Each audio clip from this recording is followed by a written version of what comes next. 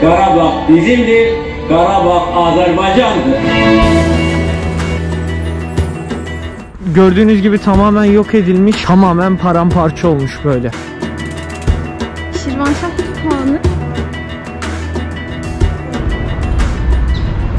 Kardeşlerim, abilerim, ablalarım, yeni videoya hepiniz hoş geldiniz. Uzun zamandır en çok gelmek istediğim Azerbaycan'ın başkenti Bakü'deyim.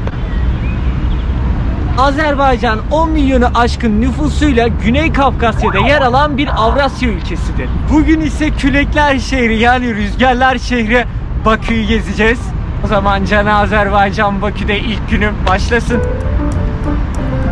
Ya bu benim karşımdan kalktı böyle dağa, bu bir gedirdi. Gelebiliyoruz ki bizim yanımızda.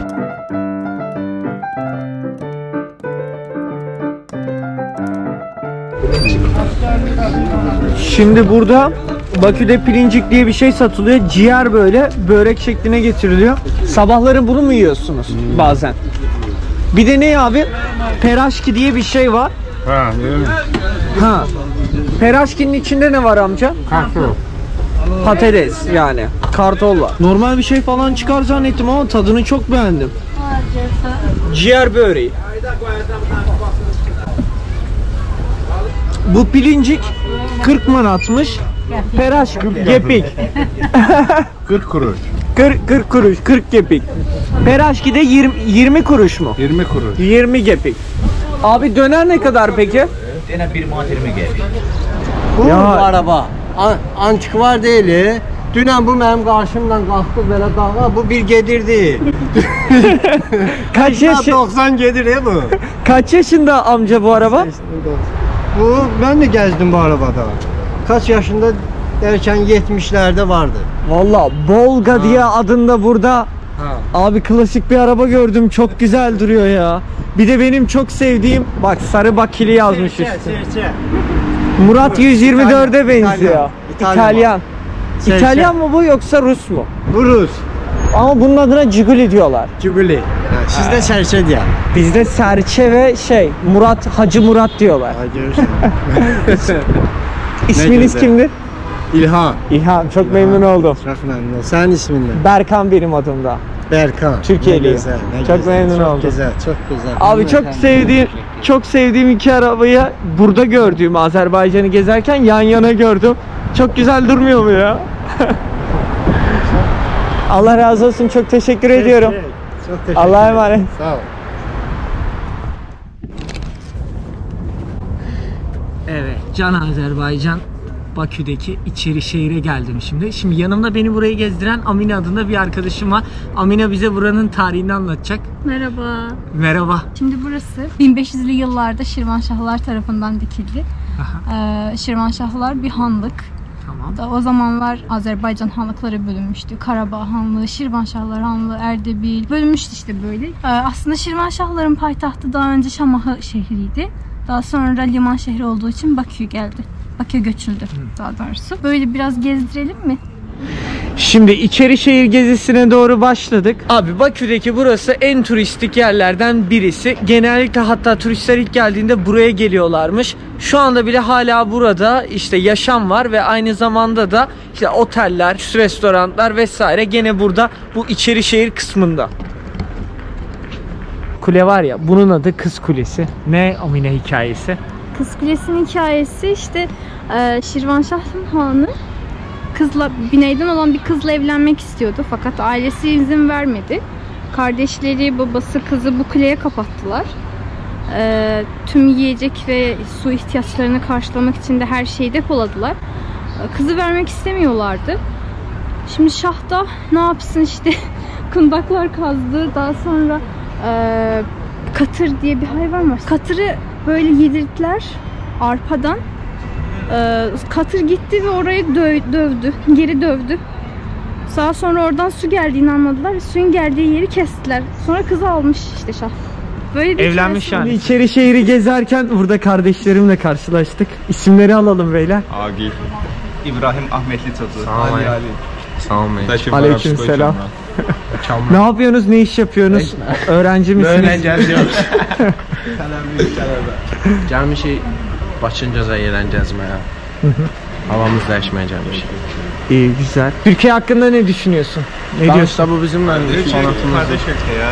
Öyle biz de seviyoruz Türkleri. Benim de arkadaşlarım var. Çoğu Türk zaten onlar. Kardeşlerinin adı ne? Şendoğan, İlkaybal. Şendoğan. Şendoğan'dı benim adı. Bir de İlkaybal'dı, bir de Resul'du. Sen Onlara ne düşünüyorsun? selam diyorum buradan. Eyvallah, aleykümselam. Diyor McDonald's'ta. Türkiye bizim kardeş ülkemiz. Her zaman yanındayız Türkiye'nin. Türkiye'de biliyoruz ki bizim yanımızda. Ya başka hiçbir şeye söze ihtiyaç yok. Adamsın, cansın. Dostum, sen ne demek istersin? Kardeş ülke Türkiye. Eyvallah. Bir fotoğraf çekilir misin? Şu anda Bakü'de bulunan şehitliğe, yani Şehitler Hiyabani'ye geldik. İlkin burası nedir tam olarak? 20 Şəhidlər Xiyabanıdır. 20 yanvar tarixində, yəni Rusların bizim, yəni Azərbaycanlıların belə deyim də soyqırım ediblər. O vaxtda 20 yanvarda baş verən, yəni faciədir. Şimdi ileriye doğru gidiyoruz. O ortada mı ateş yanıyor? 1990. yılda 20 Yanvar'da düğününde katledilmiş insanlar. Hemen en başta zaten mezarları, kabirleri. Ve geriye kalan bu duvardaki resmini gördüğünüz herkes 20 Yanvar Günündə, həmən gündə yəni Ruslar tərəfindən öldürülüblər. Ruslar tarafından katledilen insanların da mezarları burada, şehitlik. Şehitler Hiyabanı yapıldığı günden beridir sönmeyen ateş burası, alev.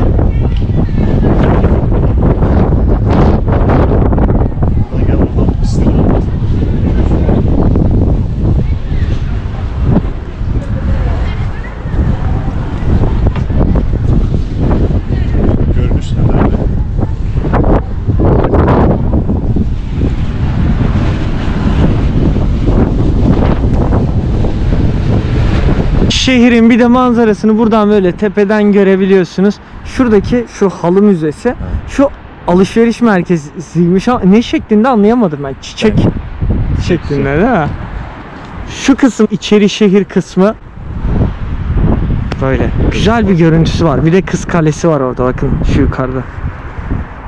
Burası da Bakü Türk Şehitliği. Gülalioğlu Türk Şehidi isimleri bilinmiyor. Cevatoğlu İsmail. 25 Mayıs ve 17 Kasım tarihleri arasında 1918 yılında cereyan eden Kafkas Harekatı'nda Nuri Paşa komutasındaki Türk Kafkas ordusu Gence, Gökçay, Aksu, Kürdemir ve Şamahı istikametlerinde taarruzlarında devamla 15 Eylül 1918 tarihinde Bakü'ye girerek Azerbaycan'ın mütakiben devam eden muharebeler sonucunda Karabağ ve Dağıstan'ı düşman işgalinden kurtarmıştır. Ve burada 1130 şehit veriyoruz. Burası da Bakü Türk Şehitliği. Hepsinin isimleri yazılmış buraya. Bazı erlerin, bazı askerlerin isimleri yok. Sadece Türk şehidi olarak yazılmış. Hemen burada da yine Türkiye ve Azerbaycan bayraklarını yan yana görüyorsunuz. Şimdi anlatacağım iki şey var. Şurada gördüğünüz gibi 1 dolar sabit olarak 1.70 manat yapıyor. Yani dolar burada sabit bir kurda.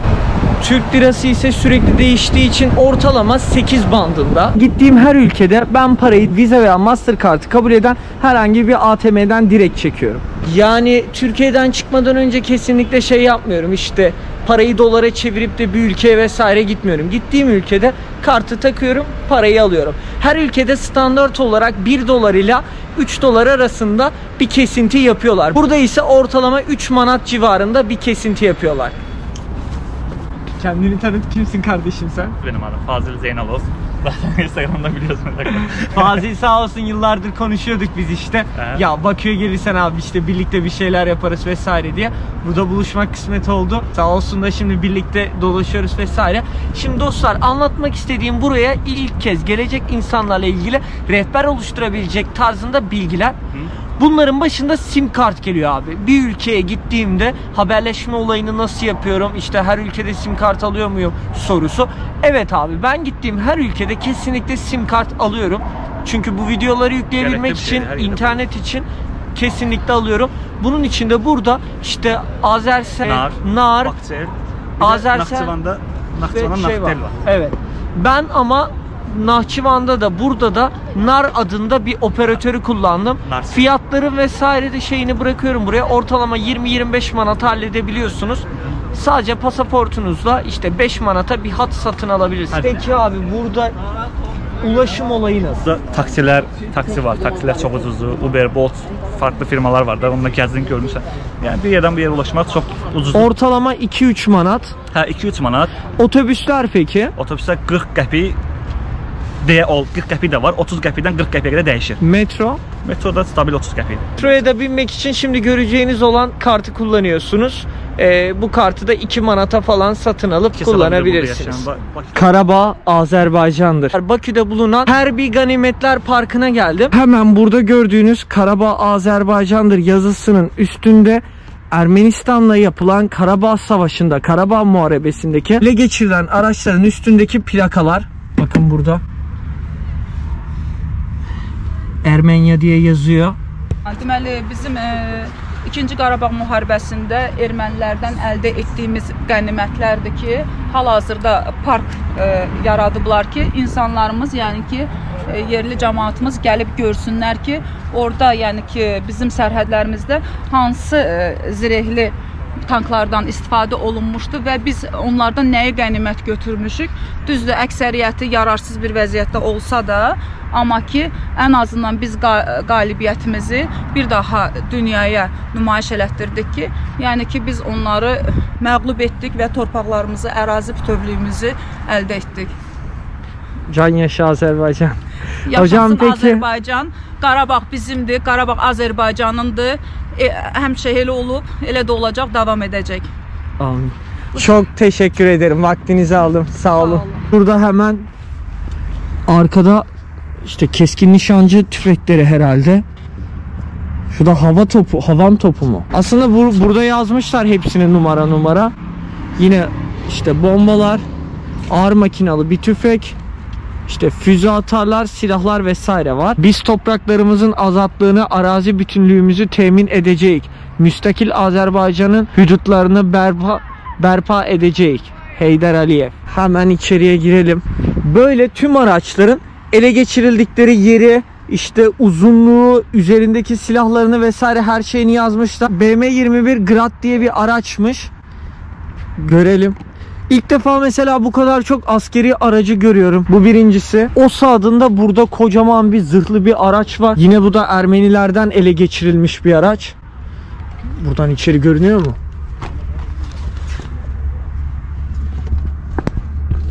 İç kısmı şöyle. Ağır zırhlı araçlardan işte. Burada olsa diye bir tank var. Vurulduğu yer Füzuli diye bir yermiş. Gene burada da başka bir vurduğumuz tanklardan biri. Başka bir vurduğumuz araçlardan biri. Yine burada da bunun ismini bilmiyorum aslında. Bazı gittiğim ülkelerde vesaire, gezdiğim o savaş müzelerinde falan çok gördüğüm bir şey. Tam ismini bilmiyorum. Top sanırım.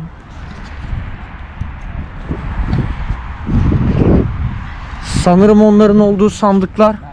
Mermileri koydukları sandıklar.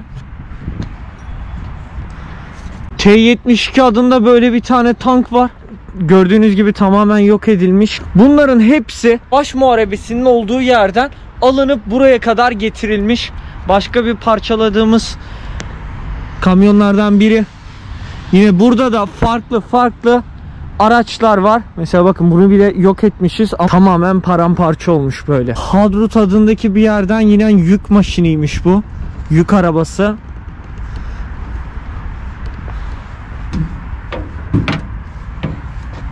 İçi böyle.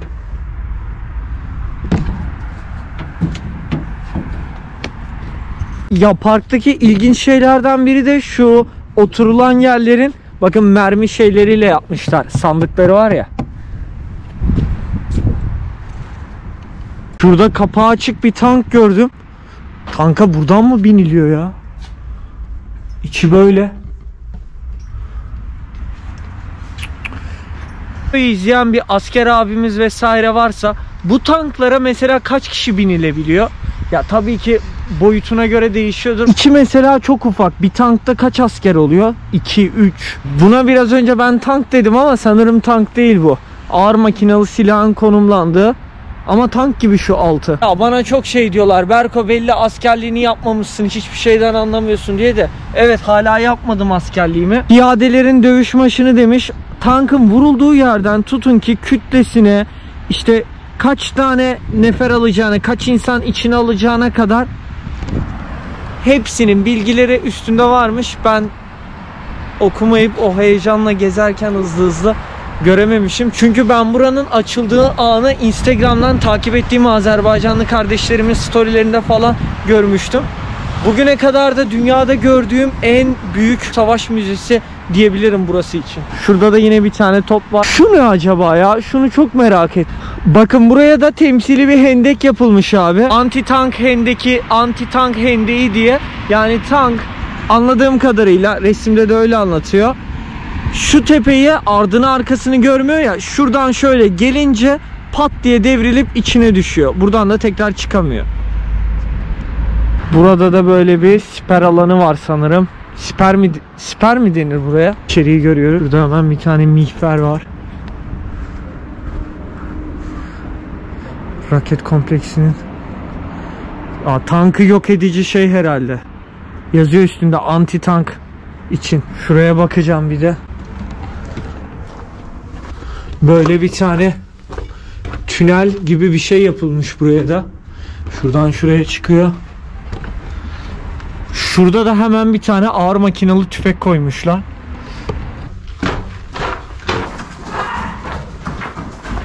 Sedyeler var burada. İlk yardım çantası. Zindan mı burası?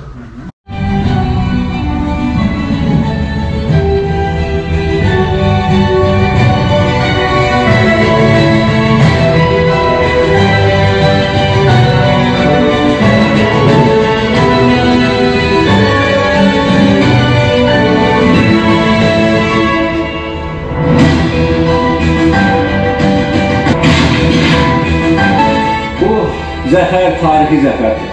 Biz birlik, iradə, təzbikarlıq, milli ruh göstərərək tarixi missiyamızı yerinə yetirdik. Qarabağ bizimdir, Qarabağ Azərbaycandır.